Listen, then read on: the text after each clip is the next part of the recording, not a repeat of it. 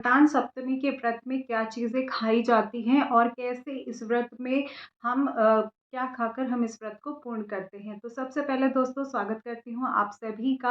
आप सभी को संतान सप्तमी की ढेर सारी शुभकामनाएँ, मंगल कामनाएँ। आप सभी की मनोकामना माता गौरी और भोलेनाथ पूर्ण करें, ऐसी मनोकामना है। माता गौरी और भोलेनाथ को समर्पित ये व्रत बहुत ही सुंदर है। जिनको भी संतान की कामना है, काफ़ी दिनों से कई वीडियोज़ पे मुझे प्रश्न मिलते हैं, तो मैं उनके लिए बता दूँ कि संतान सप्तमी का व्रत किया जाता है भाद्रपद मास की जो कृष्ण शुक्ल पक्ष की जो सप्तमी तिथि होती है, वो ये व्रत कर सकते हैं। लेकिन अगर आप राधा अष्टमी का व्रत कर रहे हैं तो आपको ये व्रत नहीं करना चाहिए।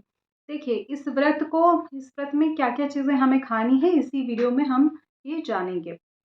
इस वर्ष 10 सितंबर को ये व्रत रखा जाएगा और आपको पूजा का मुहूर्त, पूजा की विधि, पीरियड्स में कैसे करें, प्रेगनेंसी में कैसे करें, ये सारी चीज़ें मैंने डिटेल वीडियो में शेयर की। आप उसको ज़रूर चेकआउट कीजिएगा। और संतान सप्तमी का व्रत बिना उसकी कथा के पूर्ण नहीं होता है, तो कथा का भी आप श्रवण अवश्य कीजिएगा।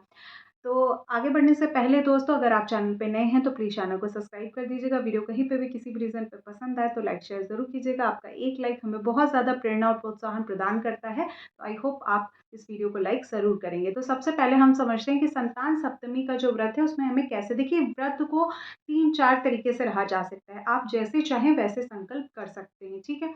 तो सबसे पहला ये होता है कि इस व्रत में आप या तो आप संकल्प ले लीजिए। आप बहुत से लोग पूजा से पहले फलाहार करते हैं। फलाहार मतलब जैसे कि आप आलू खा सकते हैं, फ्रूट्स खा सकते हैं, नारियल पानी पी सकते हैं, दही हो गया, दही की लस्सी वगैरह पी सकते हैं, सिंघाड़े का प्रयोग कर सकते हैं, फिर स्वीट पोटैटोज़ का, कंद-मूल वगैरह का प्रयोग कर सकते हैं। तो इस तरह की चीज़ आप प्रयोग कर सकते हैं। फलाहार जैसे हम व्रत करते हैं, साप्ताहिक व्रत, सारे फ्रूट्स खा सकते हैं, आप ड्राई फ्रूट्स खा सकते हैं, देसी घी में मखाने को, मूँगफली को, काजू वगैरह को तल के बनाया जाता है, सिंघाड़े की कढ़ी वगैरह खा सकते हैं, सिंघाड़े की पूड़ी खा सकते हैं, कुट्टू की पूड़ी खा सकते हैं, साबूदाने की खीर बना के खा सकते हैं। तो इस तरह से चीज़ें खा सकते हैं, ठीक। तो कुछ लोग क्या करते हैं, सुबह निराहार व्रत रहते हैं, उसके बाद जैसे ही वो पूजा कर लेते हैं, उसके बाद वो पुआ खा लेते हैं। पुआ जैसे सप्तमी पे बनता है, पूजा के बाद 7 पुए खाने होते हैं, तो वो आप पुआ खा सकते हैं, ठीक है?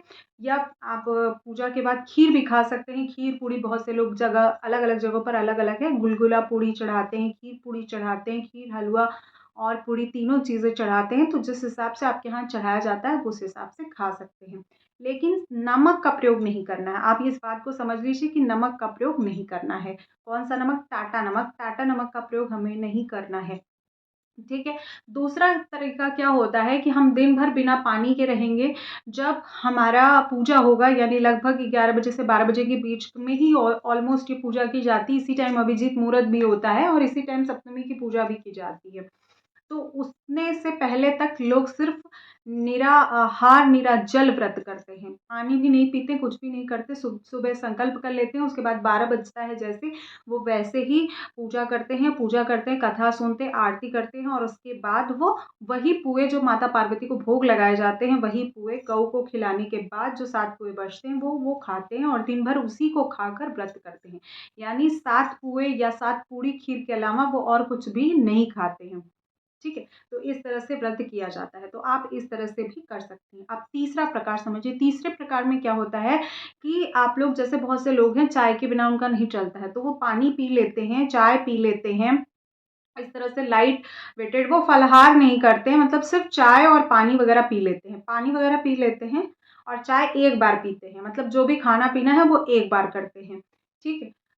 तो इस तरह से फिर उसके बाद जब वो पूजा कर लेते हैं, पूजा जब 11-12 बजे के बाद पूजा होगी, उसके बाद वो पुए वगैरह खाते हैं, पूड़ी वगैरह खाते हैं, ठीक है? कुछ लोग क्या करते हैं, पूरे दिन ही खाते-पीते रहते हैं और सुबह ही वो पूजा कर लेते हैं, इस तरह से भी किया जा सकता है। या बहुत से लोग संध्या में प्रदोष काल में पूजा करते हैं सप्तमी की।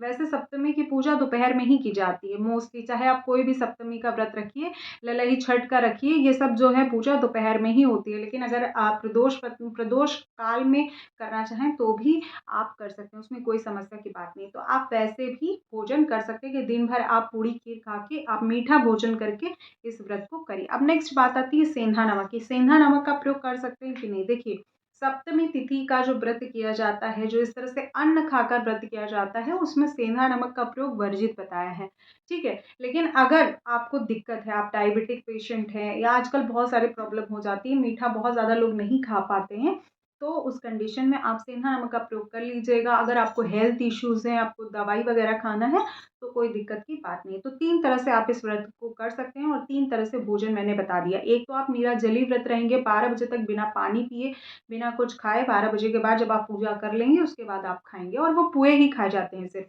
दूसरा प्रकार क्या है कि आप एक बार भोजन कर सकते हैं, पानी पी सकते हैं, चाय पी सकते हैं, ड्राई फ्रूट्स वग़ैरह जो आप हल्का-फुल्का लेना चाहें, एक बार कर सकते हैं। उसके बाद तीसरा प्रकार क्या हो गया कि आप जब तक आप पूजा नहीं करें तो कई बार आप फल भी खा सकते हैं, भोजन भी ग्रहण कर सकते हैं।